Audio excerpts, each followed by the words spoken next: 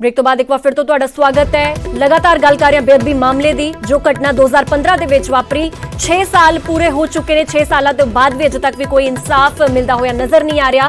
पर नवी बनी SIT वालों वड्डे खुलासे किए गए ने। डेरा प्रेमियों ने बदले के तहत श्री गुरु ग्रंथ साहिब की बेअदबी कांड नूं अंजाम दिता। डेरा मुखी के अपमान के बदले के लिए बेअदबी की गई सी। इस पूरी खबर से साडे नाल गलबात करन वास्ते मेरे सहयोगी पंकज कपाही साडे नाल जुड़े हुए ने। इस दे नाल न्यूज़ 18 पंजाब हरियाणा हिमाचल के असिस्टेंट न्यूज़ एडिटर गौरव शुक्ला भी साडे नाल लगातार बने हुए ने।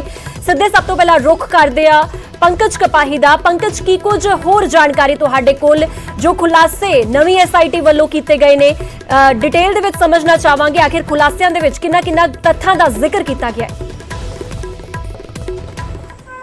देखो इस वेले जिहड़े ये 6 डेरा प्रेमी पुलिस के हत्थी चढ़े ने, इन्हां तो तमाम तफ्तीश जिहड़ी है वो की जा रही है कि किवें और किंदे कहण ते बेअदबी करवाई गई, क्यों बेअदबी करवाई गई। क्योंकि ये 6 लोग जिहड़े ने, 6 जिहड़ा डेरा प्रेमी ने, इन्हां दे कनैक्शन किस किस दे नाल जुड़दे ने, ये किन्ना दे संपर्क दे विच सीगे और उन्हां दे तार किवें राम रहीम दे नाल जुड़दे ने, वो सारियां कड़ियां इस वेले SIT की टीम जोड़न दे विच जुटी हुई है। SIT की टीम सीधे डेरा मुखी ते शिकंजा कसन की बजाय कि इन्हां दे तार किस दे नाल जुड़नगे, उस दे तार किस दे नाल जुड़दे, वो सारियां इन्वेस्टिगेशन चल रही है। और एक एक तत्थ नूं इस करके भी बरीकी दे नाल खंगालिया जा रहा है क्योंकि पहला एक SIT जो कोटकपुरा मामले दे विच बनी सी, जो कुंवर विजय प्रताप होरां दी, उसनूं एक झाड़ पई सी, पूरी तरीके नाल रिपोर्ट खारिज कर दी गई और यह कहा गया कि सियासी मुद्दा इसनूं बनाया गया वै। तां ये जिहड़ी परमार होरां दी SIT है, कोई भी अजिहा पहलू नहीं गवाना चाहती जिस दे नाल जिहड़ा वै कोर्ट जाके इन्हां नूं फटकार पवे जां किसी भी तरीके नाल। इसे वजह करके फूक फूक के कदम रख रहे। और जो पहला कमीशन बने सीगे, चाहे खटरा कमेटी होवे, उन्हां दी तफ्तीश नूं भी देखा जा रहा है और उस तो बाद तमाम पहलू जिहड़े ने वो खंगाले जा रहे हैं। लेकिन जिहड़े 6 डेरा प्रेमी फड़े गए ने, इन्हां तो होर भी तफ्तीश जिहड़ी वो कीती जा रही है और इन्हां ने कबूलिया, इन्हां ने इस गल नूं कबूलिया जो पहला भी इस गल का जिक्र हुंदा सीगा कि राम रहीम का अपमान होया और उस अपमान का बदला लैण दे लई ये सारा कुछ षड्यंत्र रचिया गया। लेकिन राम रहीम के तार किवें किंदे नाल जुड़दे ने, की कुछ हुंदा, वो सारियां घटनावां नूं इस वेले SIT की टीम जिहड़ी वो खंगालन दे विच लगी हुई है। जी ठीक है पंकज, तुसीं बने रहो साडे नाल। एक बार सीधे रुख करदे आ मेरे सहयोगी गौरव शुक्ला भी साडे नाल जुड़े हुए ने सीधे न्यूज़ रूम तो।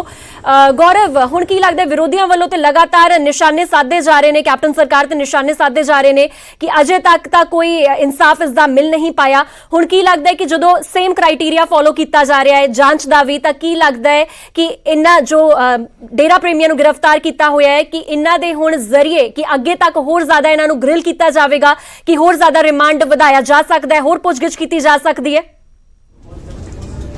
देखो इन्वेस्टिगेशन तो इस तरीके नाल ही चलती है कि बार बार पुलिस है या कोई भी SIT की टीम होंदी है, उन्होंने वालों रिमांड की डिमांड की जाती है तो कोर्ट के उत्ते है कि कितनी उन्होंने रिमांड देनी है या कितनी रिमांड नहीं देनी है। तो देखना होएगा क्योंकि जिवें आपां पहलां भी जिक्र कर रहे थे कि इस समय पॉलिटिकल प्रेशर बहुत है, सिर्फ विरोधियों का नहीं सरकार के उत्ते, बल्कि जिहड़े अपनी पार्टी के लीडर ने वो भी इस मुद्दे उत्ते लैके नवजोत लगातार सरकार ते सवाल चुक रहे हैं। बहुत खुलेआम गल्लां कहीआं जा रही ने कि बेअदबी के मामले दे विच लूप होल रह गए, असीं इस दे विच जिहड़ी इन्वेस्टिगेशन नहीं वधा सके या इंसाफ नहीं दिवा सके।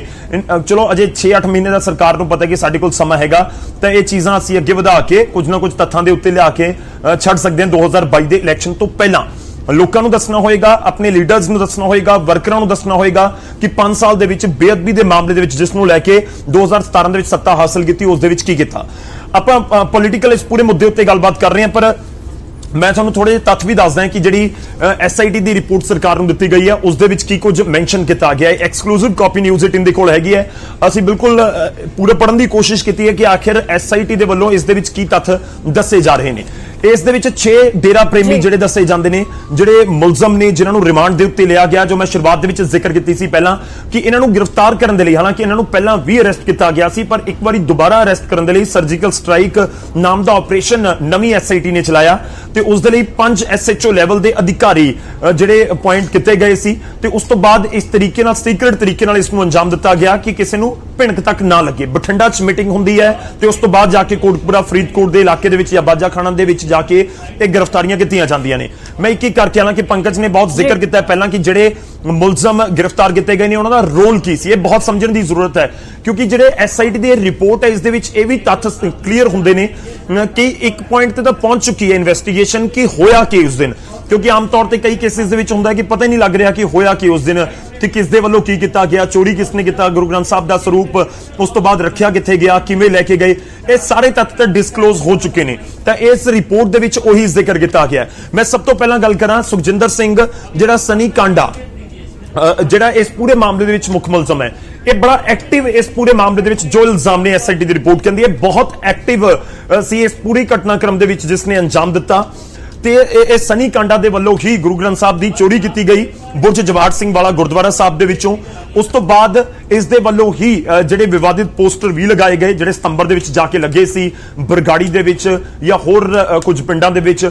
ਤੇ ਉਸ ਤੋਂ ਬਾਅਦ ਜਿਹੜੀ ਘਟਨਾ ਨੂੰ ਅੰਜਾਮ ਦਿੱਤਾ ਗਿਆ ਜਿਸ ਦੇ ਵਿੱਚ ਬੇਅਦਬੀ ਕੀਤੀ ਗਈ ਉਸ ਤੋਂ ਨੈਕਸਟ ਡੇ, ਉਸ ਦੇ ਵਿੱਚ ਵੀ ਇਸ ਦਾ ਬਹੁਤ ਵੱਡਾ ਰੋਲ ਸੀ। ਇਹ ਐਸਆਈਟੀ ਦੀ ਰਿਪੋਰਟ ਜਾਂ ਕਹੀਏ ਕਿ ਐਸਆਈਟੀ ਦੀ ਜਾਂਚ ਹੁਣ ਤੱਕ ਇਹ ਖੁਲਾਸਾ ਕਰਦੀ ਹੈ।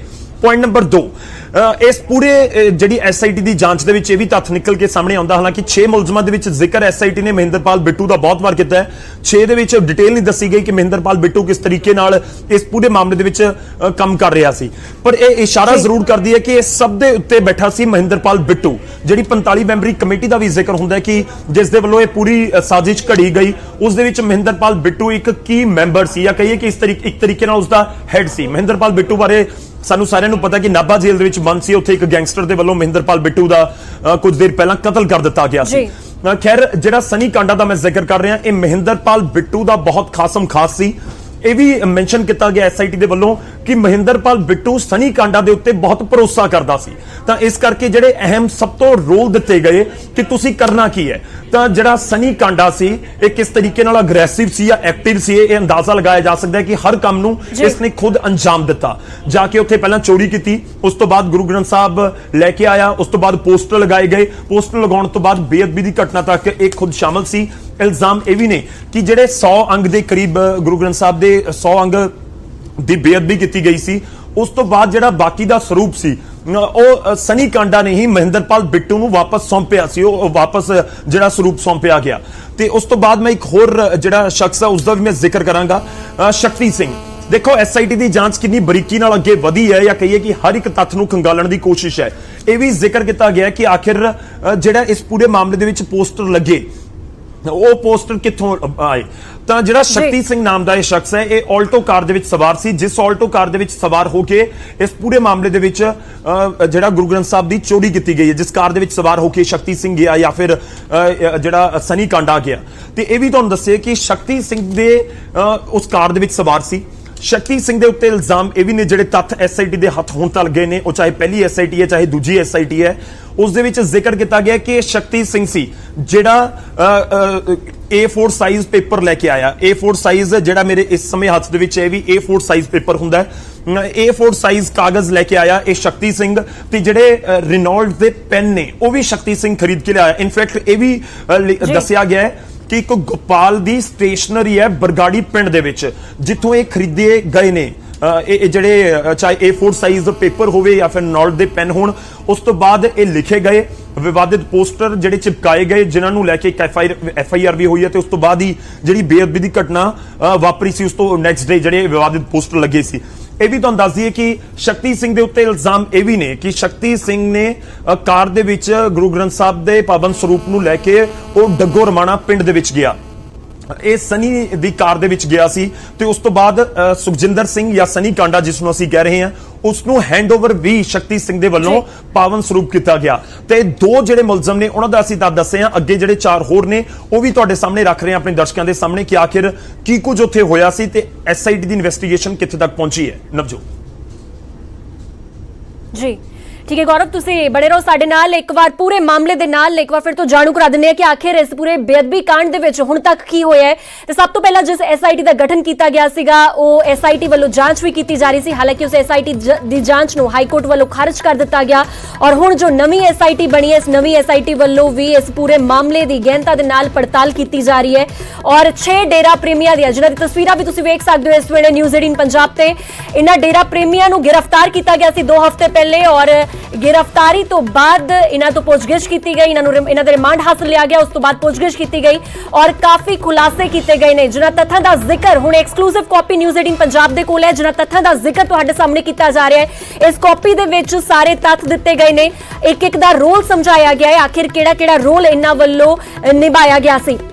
खास करके जो कमेटी का जिक्र किया गया, जिस दे विच बैठ के पूरा सैटअप किया गया कि आखिर किस तरह बेअदबी कांड नूं अंजाम देना है, किस तरह इसनूं पूरा सैट करना है, किस तरह प्लॉटिंग की जानी है, सारी इस कमेटी वालों की गई सी। और उस तो बाद इन्हां नूं एक एक रोल समझाया गया। जिहड़ियां तस्वीरां तुसीं वेख सकदे हो डेरा प्रेमियां दियां ने, हालांकि इन्हां दी गिरफ्तारी पहलां भी हो चुकी है, पहलां वाली SIT वालों भी इन्हां नूं गिरफ्तार किया जा चुका है, पुछगिछ हो चुकी है और उन्हां ही नक्शे कदमां ते नवीं SIT इस वेले जांच कर रही है। और हुण तक दी जांच विच जो खुलासा होया है, वो सब तो बड़ा खुलासा यही है कि डेरा मुखी दे अपमान दे बदले वजों ये बेअदबी कांड नूं अंजाम दिता गया।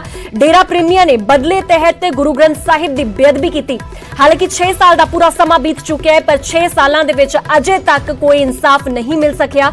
सिख जथेबंदियां वल्लों वारों-वार अपने अपने पद्धर ते प्रदर्शन किए जा रहे हैं, रोज प्रदर्शन होए ने, कई बार प्रदर्शन किए गए हैं। हालांकि तुहानूं दस दी कि बीते कल ही यानी कि मंगलवार नूं पूरे 6 साल हो चुके ने बेअदबी कांड नूं, जिस नूं लैके अरदास भी करवाई गई सी इंसाफ वास्ते।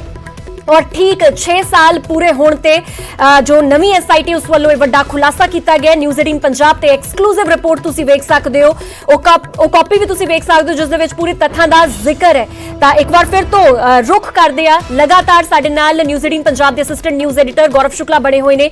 गौरव, होर गहनता दे नाल समझण दी कोशिश करांगे, एक रीकैप जरूर चाहांगे क्योंकि 6 साल पहलां जो ये पूरी घटना वापरी है, कई हालांकि जो लोग सारियां दी भावनावां इस पूरे मसले दे नाल जुड़ियां होईयां ने, एक रीकैप जरूर चाहांगे कि आखिर 1 जून 2015 नूं किस तरह पावन स्वरूप दी चोरी हुंदी है, किस तरह पूरे बेअदबी कांड नूं अंजाम दिता जाता है, ते संखेप दे विच तुहाडे तो समझना चाहांगे।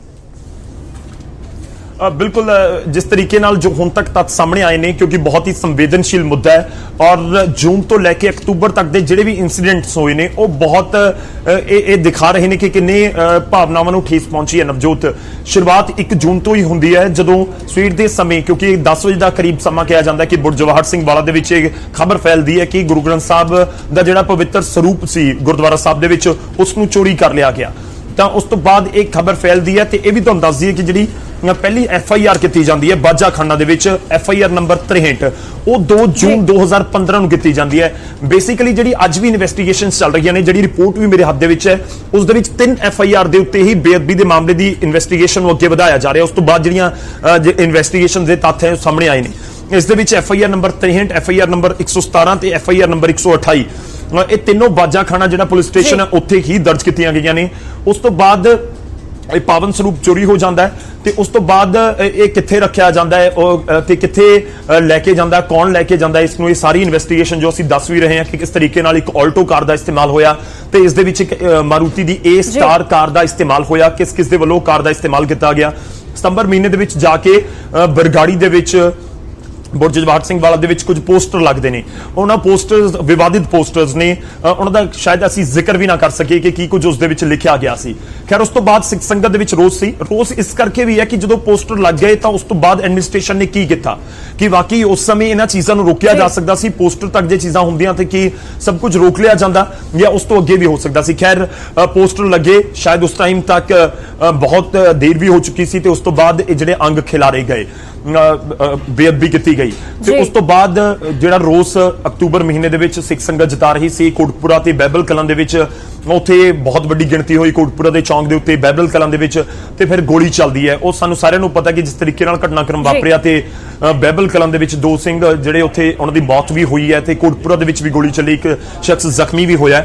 एक एक करके असीं सारियां चीज़ां दस्सण दी कोशिश कर रहे हैं। तो पूरा रिकैप जो तुसीं जिक्र कर रहे सी कि वो भी साडे दर्शकां तक पॉइंट पहुंचने चाहिए ने। मैं उस तो बाद एक एक करके जिहड़े मुलजम काबू किए गए हैं, क्योंकि ये भी जरूरी है पहुंचना कि आखिर जिहड़े काबू किए गए इन्हां दा रोल की सी।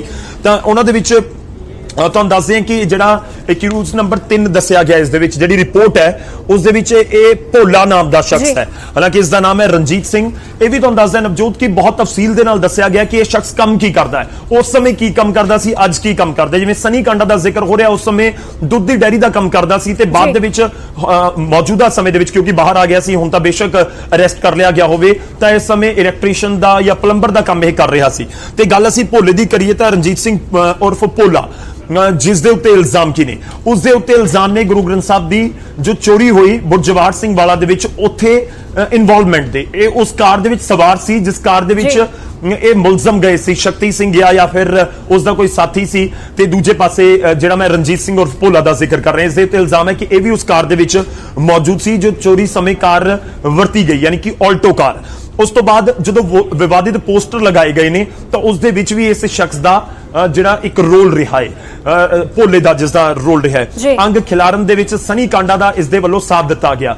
ਦੇਖੋ ਇਹ ਬਹੁਤ ਕਲੀਅਰ ਹੈ, ਕੋਈ ਕਾਰ ਦੇ ਵਿੱਚ ਬੈਠਾ ਸੀ, ਕੋਈ ਕਾਰ ਦੇ ਵਿੱਚੋਂ ਉੱਤਰ ਕੇ ਪੋਸਟਰ ਲਗਾ ਰਿਹਾ ਸੀ, ਜਾਂ ਫਿਰ ਕਿਸੇ ਦੇ ਵੱਲੋਂ ਜੋ ਅੰਜਾਮ ਦਿੱਤਾ ਗਿਆ ਅੰਗ ਖਿਲਾਰਨ ਵਾਲੀ ਘਟਨਾ ਨੂੰ, ਜਾਂ ਕੋਈ ਵੀ ਛੋਟੀ ਜੀ ਵੀ ਕੋਈ ਉਸ ਦੇ ਵਿੱਚ ਜੇ ਕਿਸੇ ਨੇ ਸਾਥ ਦਿੱਤਾ ਤਾਂ ਲਾਜ਼ਮੀ ਤੌਰ ਤੇ ਮਤਲਬ ਸਾਫ਼ ਹੈ ਕਿ ਉਸ ਨੂੰ ਬਹੁਤ ਕਲੀਅਰ ਹੋਏਗਾ ਕਿ ਆਖਿਰ ਹੋ ਕੀ ਰਿਹਾ ਹੈ।